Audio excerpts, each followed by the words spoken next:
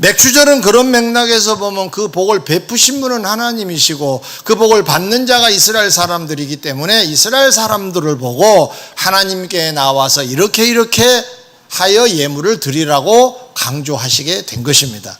인사하라 그런 말입니다. 사람과의 관계에서도 그러죠. 누군가가 나에게 은혜를 베풀었다 그러면은 인사하잖아요. 철없을 때는 인사할 줄 모르지만 어느 정도 철이 들면 고맙습니다 이런 인사 정도는 하잖아요.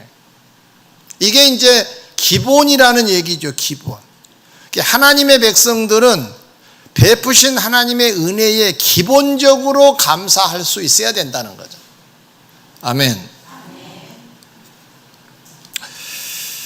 그리고 이 감사에 오늘 본문에서 추가된 말씀이 하나 있는데, 복을 주신 대로 내 힘을 헤아려 자원하는 예물을 드리라라고 되어 있어요. 세 가지를 언급하세요. 복을 주신 대로 얼만큼 받았느냐 헤아려서 네가 감당할 수 있는 범위에서 내 힘을 헤아려 보고, 그리고 자원해야 된다. 기쁨으로 드려라 이런 뜻입니다. 인색함으로나 억지로 하지 말라는 뜻입니다. 감사하는 것도 필요하지만 제 표현으로 표현해 보겠습니다. 잘 감사해야 된다는 겁니다. 잘 감사. 그 잘 감사는 소위 그 감사 속에 담겨져 있는 감사의 알맹이라고 말할 수가 있겠죠. 오늘 본문에는 이 내용을 이렇게 소개합니다. 복을 주신 대로 내 힘을 헤아려 자원하는 예물을 드리라 그랬습니다. 우리는 지난주에 성찬식을 거행했습니다. 근데 성찬식을 거행할 때마다 우리가 늘 관심 있게 봤던 부분이 뭐냐 하면은 참여한 자들이 다 은혜를 받은 건 아니라는 거예요. 잘못하면은 참여해가지고 죄를 더 짓는 사람이 있다는 말씀을 우리가 매번 듣습니다. 그 내용이 뭡니까? 떡과 잔을 들기 전에 자기를 살피고 나서 떡과 잔을 들으려고 되어 있어요. 자기를 살피지 아니하면 죄를 짓는 것이라고 그랬어요. 그러니까 성찬 예식에 참여하면 되는 것이 아니라 제 표현으로 표현해 봅니다. 잘 참여해야 되는데 그 잘 참여가 뭐냐? 자기를 살피고 참여하는 거는 잘못을 고치고 회개를 하고 참여하라는 의미가 되는 거죠. 그러면 신앙의 행위만이 중요된 건 아니고 알맹이가 중요하다는 것을 다시 한번 확인할 수가 있습니다. 마태복음 22장 37절에 보면 한 율법사가 주님을 찾아와서 질문을 합니다. 어느 율법이 어느 계명이 큰 계명입니까? 주님 말씀하시죠. 마음을 다하고 그리고 목숨을 다하고 뜻을 다하여 주 너희 하나님을 사랑하시기에 크고 첫째 되는 계명이다 하고 가르쳐 주세요. 그냥 중간에 싹 빼버리면 하나님 사랑이다가 맞아요. 근데 하나님 사랑도 마음을 다한 사랑, 목숨을 건 사랑, 뜻을 담아서 드리는 사랑을 하나님은 받으신다는 말씀이 되는 거예요. 성경은 이렇게 표현은 다 다르지만은 맥이 같습니다. 감사, 복 주신 대로 힘을 헤아려 자원하는 감사를 하라는 거잖아요. 내용이 있어야 된다는 말이에요. 그냥 세금 떼듯이 그냥 뚝 잘라서 여기 있어요 라고 하는 감사가 아니어야 된다는 거잖아요. 이 감사는 안 받으시는 감사가 되는 거예요. 알맹이가 있는 감사여야 된다는 거잖아요. 하나님 사랑도 알맹이가 있어야 되고 성찬 예식에 참여하는 것도 알맹이가 있어야 된다는 말씀입니다. 단계로 말한다면 무감사는 성경에서 취급을 하고 있지 않습니다. 그만큼 아니라는 뜻입니다. 주님이 베푸신 은혜가 분명히 있다고는 말을 하면서 감사를 모른다? 이건 아니라는 거예요. 그만 안 된다는 거예요. 그 다음의 단계가 감사인데 그 감사만으로도 하나님이 기뻐하시지는 않는다는 거예요. 그 감사 내용이 알차야 된다는 거예요. 여러분은 어느 수준에 있으십니까? 오늘은 반년을 돌아보고 감사하는 날입니다. 감사를 잘 하셨습니까? 어떠세요? 그리고 여기서 한 가지 주의할 게 있습니다. 출애굽을 시키신 하나님께서 이스라엘 백성들을 가나안으로 인도를 하셨죠. 그런데 보면 과정에서 그들이 불편하다고 짜증을 내고 원망하는 그러한 순간순간을 하나님 앞에 보입니다. 하나님이 야단을 치시죠. 심한 경우에는 불뱀을 풀어서 물게 하시는 하나님의 진노를 막기도 하지요. 왜 그러셨을까요? 과정은 분명히 불편해서 짜증을 낸 건데 더 크게 보라는 얘기죠. 너희들은 가나안을 지금 가고 있지 않느냐. 그 과정인데 이 과정만 바라보고 짜증을 내고 원망하고 불평해서는 되겠느냐라는 메시지. 자, 우리 얘기로 돌아와 보죠. 반년을 돌아보고 감사하는 날이라고 했어요. 반년을 헤아려 보셨죠? 1월, 2월, 3월 어떠세요? 대단한 일들이 있으셨나요? 물론 그런 경우도 있으신 분도 계시겠지만 불편하기 그지없고 또 감사는커녕 멀리서 원망할 만한 일도 왜 없겠습니까? 이건 출애굽의 이스라엘 백성들과 다르지 않을 거라고 봅니다. 그러나 길게 보면 성경에 그랬죠. 로마서 8장에 합력하여 선을 이루신 분이 하나님이시다. 믿으시면 아멘. 안 좋게 보이는 것까지도 하나님은 당신의 작업의 도구로 쓰셔서 우리를 세워가신다는 뜻이에요. 그러니까 안 좋은 일이란 게 우리 사전에는 없다는 뜻입니다. 그래서 바울은 범사에 감사하라고 한 겁니다. 좋을 때만 감사하는 것이 아니라 안 좋게 보이는 순간도 결과적으로 좋아질 것이니까 감사하라는 거란 말이죠. 하나님은 우리를 사랑하셔서 복 가운데로 인도하고 계신 줄 믿습니다. 좋은 예화를 하나 소개하겠습니다. 여러분 잘 아시는 베토벤 얘기인데요. 아마 아신 분 아시겠습니다만은 유명한 음악가죠.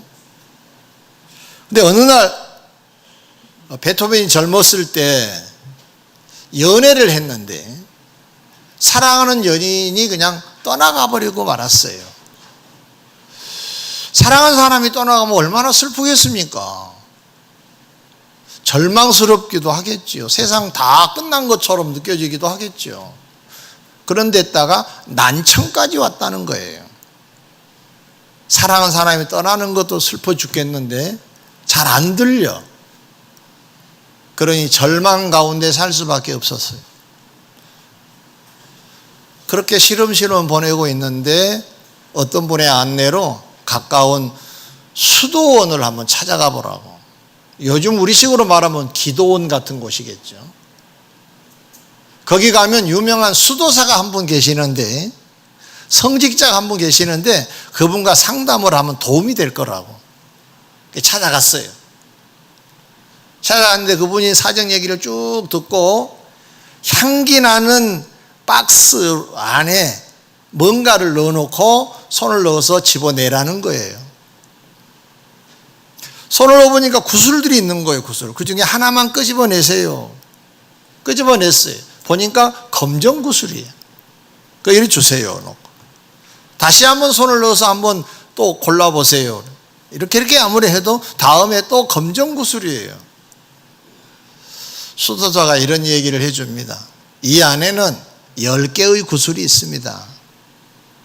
그런데 2개는 흰 구슬이고 8개가 검정 구슬입니다. 그러나 참 다행스러운 것은 당신이 낙심하지 말아야 될 이유는 다음에 손을 넣으면 흰 구슬을 잡을 수도 있지 않느냐. 만약에 또 검정이 나오면 이렇게 생각을 하시오. 이제 6개가 남았는데 하나를 끄집어내면 5개로 줄지 않겠소. 그 다음에 또 했는데 흰 게 안 나오고 검정이 또 나오면 하나 또 없어지는 거잖아요. 결국은 흰 구슬을 언젠가는 잡을 겁니다. 가만히 생각해 보니까 그런 것 같아. 그래서 베토벤이 돌아와서 활동을 재개하게 됐는데 훗날 유명한 음악가로 변신하게 되는 배경이 됐다고 합니다.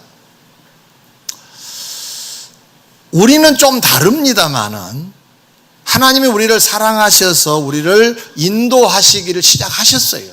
우리는 절대로 망하지 않는 사람들입니다. 믿으시면 아멘. 슬픔으로 끝나지 않을 사람들인 줄 믿습니다. 과정만 좀 다르게 보여질 뿐이에요. 흰 구슬을 언젠가는 잡겠지요. 근데 검정 구슬은 오늘 나왔어. 이것으로 낙심하면 안 되겠죠. 그 수도사의 말로 표현한다면 검정 집어내버리면 다음에 검정이 또 나오더라도 집어내버리면 흰 구슬만 남을 거 아니에요. 이런 생각으로 여러분도 사셔서 승리하시기를 주의 이름으로 축원합니다. 주님은 지금도 우리를 사랑하시기에 복되도록 인도하고 계신단 말이에요. 그렇다면 과정에 여러분의 마음에 들지 않는 불편함이 있다 하더라도 결론은 좋을 거니까 이것도 감사하자는 말씀입니다. 좋은 것만 감사하면 좀 그렇잖아요. 굳은 것도 굳은 것임에도 불구하고 감사하자는 말이 아니라 과정이니까 감사하자는 거예요. 좋은 결과를 가져오게 될 줄 믿습니다. 크게 두 번째로, 하나님께서는 이 맥추절을 왜 지키라고 또 하셨느냐, 두 번째 이유를 소개해 드립니다.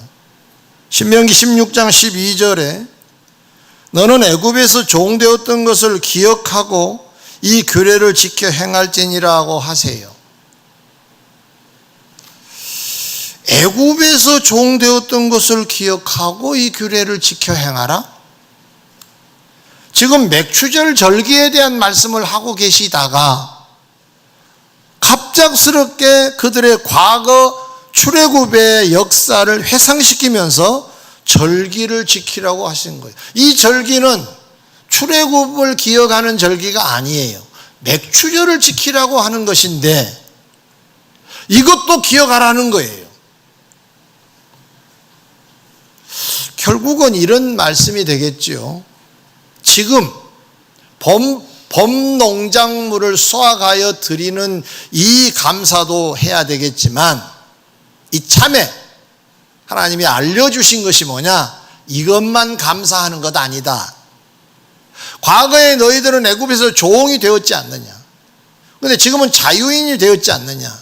이것의 이 변화, 이 엄청난 사실을 생각하면서 농작물만을 바라보면서 감사하는 작은 규모의 감사가 아니라 근본적으로 감사할 줄 아는 자가 되라고 하는 취지로 이 말씀을 주신 겁니다. 다시 말씀을 정리해 보면 우리로 표현한다면 반년을 회상하면서 감사하는 것도 필요하지만 사실은 우리가 예수 그리스도의 은혜로 구원받게 된 것을 플러스해서 감사를 하라는 거예요. 오늘 여기까지 오게 된 배경, 또 오늘을 살아가도록 베풀어 주신 은혜, 이 두 가지를 생각하면서 감사하는 날이 맥추절이라고 하는 말씀입니다. 그런데 이 말씀을 하시면서 이 절기 지킴에 있어서 한 방법을 소개해 주셨어요. 11절에 너와 내 자녀와 노비와 내 성중에 있는 레인과 및 너희 중에 있는 객과 고아와 과부가 함께 내 하나님 여호와께서 자기의 이름을 두시려고 택하신 곳에서 내 하나님 여호와 앞에서 즐거워할지니라고 하셨어요. 즐거워해라. 이 말씀을 살펴보면 계급, 신분을 떠나서 모든 백성이 성전에 모여 즐거워하라고 하신 말씀이에요. 그러면 성전에 모여서 즐거워하는 것이 뭐가 있을까? 초대교회 얘기로 돌아와 보겠습니다. 사도행전 2장 46절 이하에 보면 성령이 충만한 초대교회의 모습을 소개하고 있기를 이렇게 하고 있습니다. 날마다 마음을 같이하여 성전에 모이기를 힘쓰고 집에서 떡을 떼며 기쁨과 순전한 마음으로 음식을 먹고 하나님을 찬미하며 또 온 백성에게 칭송을 받으니 주께서 구원받는 사람을 날마다 더하게 하시니라 하셨어요. 자, 이걸 역으로 풀어봅니다. 날마다 수를 더하게 해주신 분이 하나님이신데 이 말씀은 하나님이 기쁘셔서 그 초대교회를 성장시켜 주셨다는 의미가 되는 거예요.